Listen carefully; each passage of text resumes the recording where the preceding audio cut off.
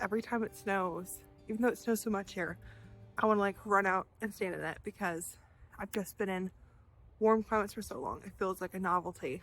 So enjoying the snow. I brought Margie out in the snow in her little snow coat 2 days ago. And she loves the cold, but she gets cold real fast. So I brought her out for like 5 minutes and then hurried her back in. And then she just cried because she wanted to go back into the snow. But it's a beautiful day. It's been a really good week. Feels less emotionally charged than last week and more just sort of coming to terms with things, if that makes sense. It doesn't feel so much as like a emotional whirlwind that where it's just like in the middle of the tornado. It just feels like the tornado has passed and now we're just kind of picking up the pieces of where we're at. But it's been a good day. It's been a snowy day. Lots of good meetings this morning. Lots of happy brides and grooms, which makes me happy. And a peaceful, happy baby. Margie has been a good girl today. I feel like when we got back with her after being gone for 5 weeks, we had to like re-sort our schedule and everything that's happening and everything that's going on and like relearn like what she's eating now and what she's doing now, because I feel like they change so much. Like every day she grows and changes. And so I feel like we're sort of settled into our routine this week of just peacefulness and just calm. It's been a very calm week.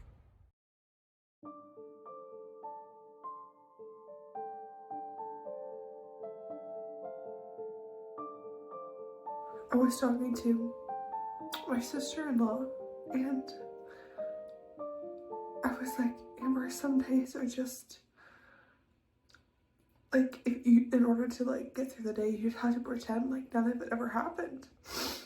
And if you stop and realize what happened, I just fall apart. But like, you know, I went to the salon last week and like I would just go into the bathroom and cry. And we went to Target a couple days after, and Spencer just kept looking at each other like, this is what normal people do, but we just can't even, like, it's so hard. And to like do normal things feels so like cruel to Mary Claire because she's like just dead and life just has to go on.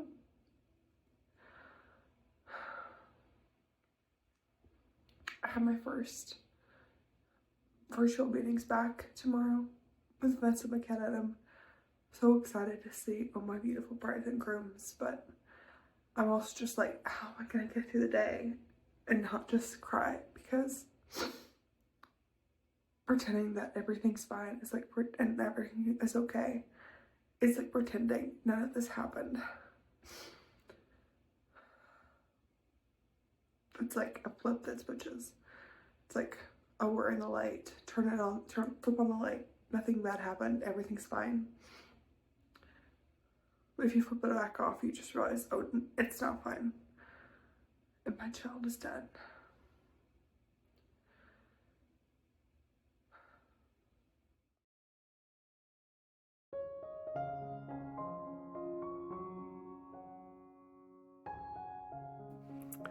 It is Tuesday and I am officially back taking meetings again. And so I'm back dressed, my hair is done, my makeup is on. I feel very much like usual McKenna today, but I'm gearing up to be very social because I stacked most of the meetings this week today, which I really like doing. So I'm just like in the wedding, like, you know, system that I'm just, you know, banging the usual out. Today is floor plans and timeline meetings. And so it's going to be a fun day, a day of organization. I love building timelines and floor plans. I find it so relaxing and it's really nice just to kind of get them all done in the same week because I'm like in that headspace. So that's what today is, back-to-back timeline meetings. Very exciting. I thought while I was in a social state of mind, I would talk about staying in a hospital long term and kind of my tips and tricks for that, because it is a hard thing being in the hospital. I was there, you know, 5 weeks. I know that there are some people that are in a hospital so much longer than that. I know someone who was in the hospital 8 months when they had cancer. And so 5 weeks is nothing compared to that. But I still, Spencer and I feel like really made our room really cozy and kind of had the system down by the time I finally was discharged. So I thought we'd just get right into it. The first thing that was so nice is, you know, bringing your own pillows and blankets. I had my own cozy blanket that I loved so much from home. It was Christmassy. It was very festive. That really just helped me feel like, because the sheets in the hospital are so terrible. If I wasn't changing my sheets so often because of all the blood that was happening from me, I probably would have brought in my own sheets, just to make it even more home-like. But having your own blankets and pillows, game changer, because you spend so much time in bed. That one's pretty obvious. Something else that really helped was bringing in items from home to decorate the room. Like when I was getting checked in, the doctor was like, bring pictures of your family, bring this. I never brought in any pictures, or I guess I didn't bring anything in. I didn't ask for that ever to be brought from home. But we did have, like, you know, ornaments from the nieces and nephews that they made hanging everywhere. Spencer strung up Christmas lights, and that was a real game changer because hospital lighting sucks. And so having the Christmas lights was so cozy, because in the afternoon and the evening, we could just turn off all the overhead lights and just have the twinkly Christmas lights all around. And that really helped set the mood and make it feel less like a sterile, like, petri dish kind of environment and more homey and cozy. We travel a lot for our work, and when Spencer's on set, I usually go with him. And then when he's on set, you know, we're in a hotel for a month. And so whenever we're on set, I always decorate even the hotel room and make it more cozy, just because you're there for at least a month usually. And so we always travel with Christmas lights. Usually in my suitcase, I just have a strand in there, and that really just helps bring very much just like a personal touch that makes you comfortable. Someone else brought in like a lamp from her home a couple of doors down for me, and because that's what she liked. And I think that really helps set the lighting, because it makes a big difference, especially at night, because during the day you have like doctors coming in every 5 minutes, but at night you're just kind of like laying there, and it's nice to have lighting that just feels very much homey before you go to bed. Bring your own water bottle. I know there's all this talk about, oh my gosh, the hospital water cups, blah, blah, blah, blah, blah. I hate them. They spill. Don't do it. I really like the Starbucks ones, but the Stanley ones I don't think spill either. And that's really nice, because the hospital cups do spill. They have like a spout at the end. And so having a cup that doesn't spill, that you can drink out of, is so nice, because then if you're like in bed or taking medications, you could just kind of like grab it and not spill water everywhere, which I did the first 2 weeks. It was a very frustrating occurrence for me. Coffee cups. Same thing with the water cups. Bring in your own coffee cup. It's not that hard. They don't take up any space at all, but having your own cup from home really makes you feel like, oh, this is normal and it's not crazy. Anything from home like that is a daily use thing is so nice to have, because you're going to feel a lot less crazy. Even if you go out to Target and get one of their $5 cups, which we did actually, it's nice, because like a lot of the stuff we got for the hospital, I got rid of. I was like, I never want to see this cup again. Even the cozy blanket, it is cleaned and now put away in my house. I'm like, I don't want to see this again. And so some of the stuff you bring in, you might hate forever, depending on the memories that you leave the hospital with. Getting your shower hooked up is so important, because when you get into a hospital, they'll give you like little samples of stuff to use, but it's crap. And it's going to strip your hair. It's going to smell like hospital and sadness. Getting a really nice shampoo and conditioner and like a body wash really makes you feel so much more like elevated in the hospital, because you already kind of always feel like sort of gross being in a hospital, like the cleanest gross way you can ever feel, but you kind of just feel like you're just in this weird sanitized environment that doesn't smell like anything besides like the cleaner that they use. And I feel like the hospital soaps really smell like that too. And so bringing in your own body wash, your own everything really helps. I'll put like a picture of what we used. It kind of stripped my hair, so I didn't love not the scent, but like I think they probably have a better one that would have been more hydrating. But the ones we used were amazing, because we had a cubby in our shower, and that square like packaging fit into the cubby so well. And so that's what I recommend, but whatever you want to do is fine. But that really just made you feel like, oh, I'm having a nice time, and I'm not just using hospital and I just smell like hospital, because it's a real mental game. Having a daily routine is also so nice, as much as that's possible. Since I would always take a walk in the evening if I was feeling up to it, and we'd go, they'd have a little like, not a grocery store, but a little market area, and we'd always get ice cream afterwards. And it was such like a fun, exciting treat in the day. And treating yourself as much as possible in a hospital is really important to keep morale up. It's a real mental game being in the hospital for that long. And so anything you can do to make it feel like, oh, this isn't so terrible, oh, this is exciting, it's just really, really good. Because if not, you just get like, oh, I'm stuck in these four walls and I can't leave. And you can feel really claustrophobic, like, okay, I'm trapped here, which you really just want to avoid for all the reasons. And, you know, like, I had family members bring me, like, you know, like eye masks and, like, you know, foot creams and nice lotions and fluffy socks, all of that kind of stuff.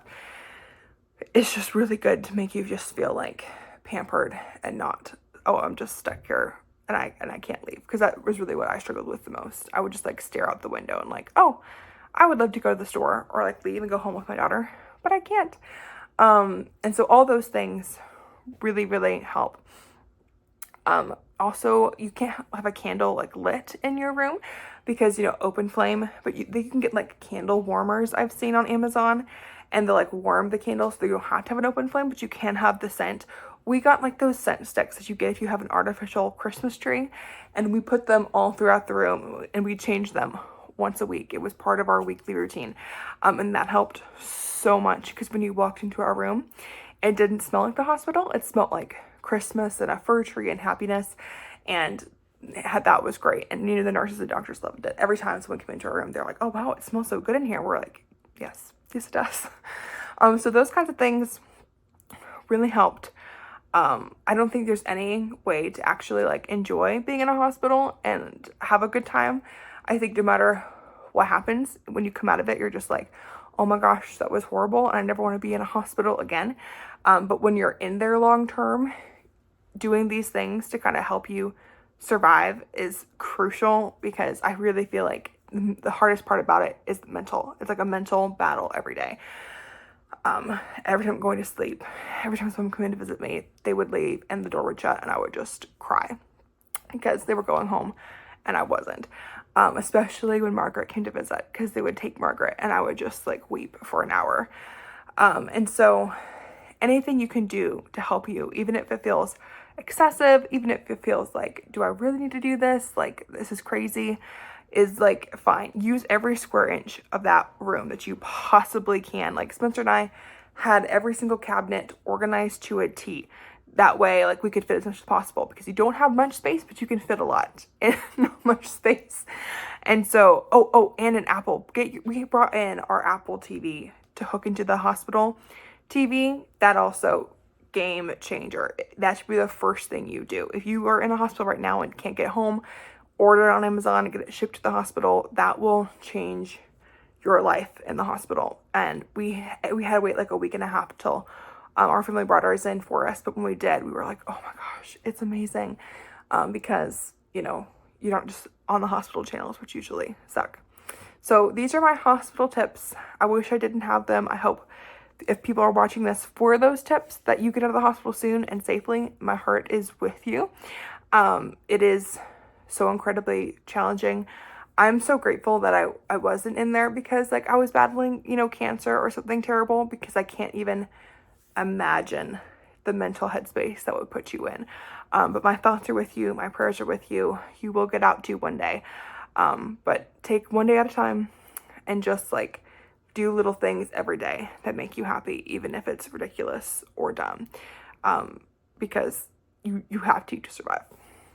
I am starting my last meeting of the day now, and it's wild how much the chair I'm sitting in is hurting my incision. It's crazy. I've just been like sitting here, and every meeting it just gets worse and worse and worse. So I'm so excited to be able to recline, because I feel like how I'm sitting, I'm just like putting all this pressure on my cut that's already hurts, and it just feels like being like sawed into.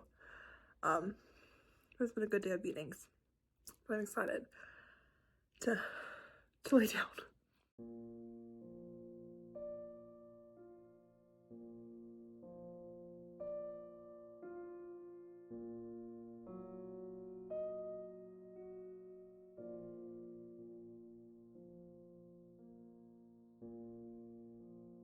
Spencer got me this sweatshirt for Christmas, and it's from the Target maternity section.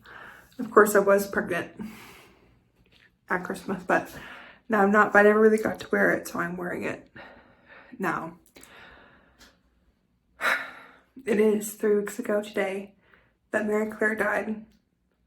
And I can't really believe it. I can't really believe any of it happened. I feel like I've been in this state of maybe it's denial, but like it all just feels like a really bad dream. And the moments where I realize, oh, it really wasn't a dream, it really happened, I just like can't stop crying. Last night was hard. Today was peaceful. Today was my first day, I guess, back at meetings. And so I had back-to-back meetings all day, and I really, really love my job. I really love my work. And so I had a really good day. But when you have a really good day, it almost makes you feel really guilty because like, how can I have a good day? My daughter is dead. It's only been 3 weeks. It's really hard. It's been really good to be back home with Margaret. We were without her for 5 weeks. And even the last 3 weeks, I've been home for 3 weeks now. But the first 2 weeks, I was in so much pain and I was so sore and I was barely moving around that I was here, but I really wasn't here in the same sense because I was just like focused on like, I couldn't be how I usually am. But now I can at least like walk around without like, mildly and be okay. And so I feel like it's my kind of first week back being a mom too. And it's just crazy being away from your child for that long. Like 5 weeks is a long time to be without your baby. And Margaret's just turned 15 months old. She's super young. And she's so young. She really didn't understand what was going on. Like she definitely knew that we weren't here. But like she didn't understand that we were in a hospital. She did not understand that I was pregnant. She did not understand that her sister died. And people keep asking like, how's Margaret taking it? And I think she had a hard time with us being gone. But she did not know anything about what's going on, which I think is a really big blessing to her. Because like the hospital gave us like, like a sympathy bear for her. And like there was one of the nurses said like, maybe I should make friendship bracelets for her and Mary Claire. And so I made Mary Claire one that said Margaret, and then Margaret one that says Mary Claire. That way when Margaret is old enough to understand, I can kind of have something for her. Besides that, your sister lived for a few hours and then died. And this is why you don't have a biological sibling, Margaret. But it's still just so heartbreaking and so sad. But I feel like if I think about it, I just fall apart. And so days like this where, life has to go on. I have to keep working. I have to keep being a mom to Margaret. So it's like a flip that has to switch where you just have to pretend that it didn't happen. Because if I just do, I won't be able to function right now. And so in the moments where I don't have to work, Margaret's asleep, I just have a really hard time. It's been 3 weeks. It feels so much more than 3 weeks, but it also just feels like yesterday. And like every time where it hurts to move or hurts to get around or hurts to do anything, it's like just being struck by, oh, it really happened to me, and it's not been very long. But it's just really hard.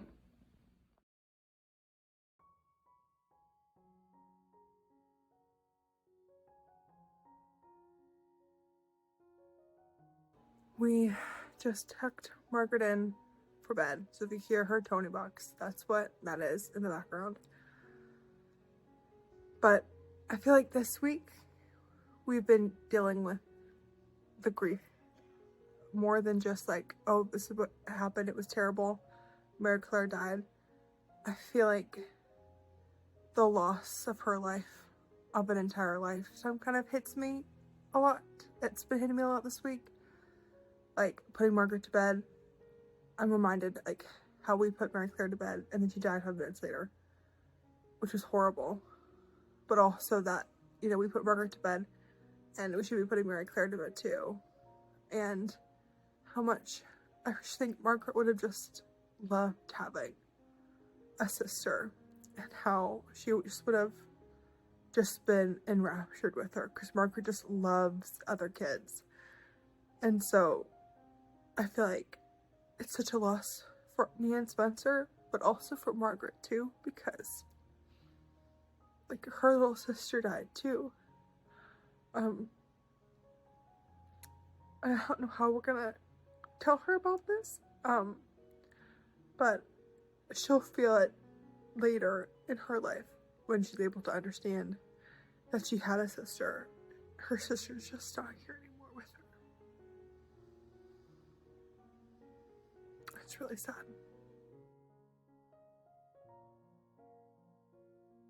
It's the end of a cold, foggy day here, and it's the end of a long but peaceful week. Today was the first day that I've had since my surgeries that when I got out of bed, I did not feel like, oh my gosh, I need Tylenol right now.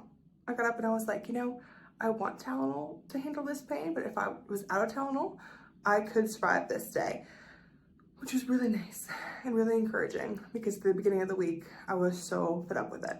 I was like, I'm over it. I'm done. I'm tired of being in all this pain. I just want to get back to normal. And so I was really grateful today to feel this way. It's just a week of gratefulness, kind of, because I've made dinner this week. I've played with Margaret this week. I've gotten back to work and emails and meetings this week. And so I feel more like myself than I have in a really long time. But I also don't feel like I did before all the craziness started, obviously. And I don't know if I'll ever feel that way again or get back to that spot again in my life, or if this is just kind of the new normal. It feels like this probably is. So I'm grateful to be feeling better physically, and to be like back to more of what I usually was. I still can't do very much, but I can do more than I did when I came home from the hospital. And I can definitely do more than what I did in the hospital. So I'm grateful. Tomorrow I have more meetings, and then we're going to a wine fest. It's like my first outing. And so I told Spencer, I was like, I know we're going to this wine fest. I know we have to go for your work, but I need a chair. And so hopefully at this wine fest, I get lots of wine, but also there's lots of chairs. So goodbye, my friends. I will see you all next week. And I hope you guys have a great, peaceful, happy, and just calm weekend.